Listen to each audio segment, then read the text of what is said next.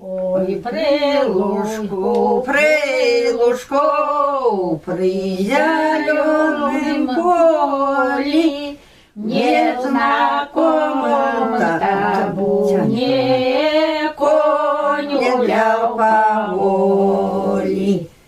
При знакомом табуне конь гулял по волі.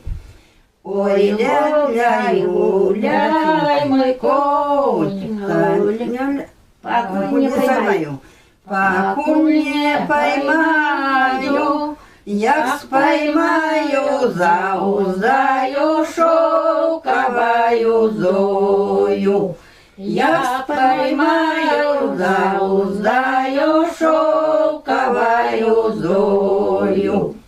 Ой, поймал парень коня, зауздал уздою, что на пары под бока конь лежит стрелою.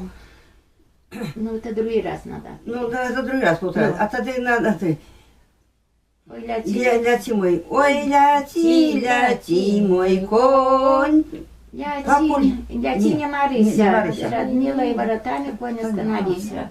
Стань, остановися, стукни Стукни копытами. копытами, тень выйдя моя Милка с черными грибами. Ой, не вышла моя Милка, вышла ей мати. Здравствуй, здравствуй, милый зятик, пожалуйста, в хату.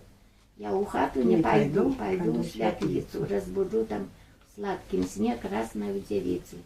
Я в теплицу захожу. Нет, красную девицу.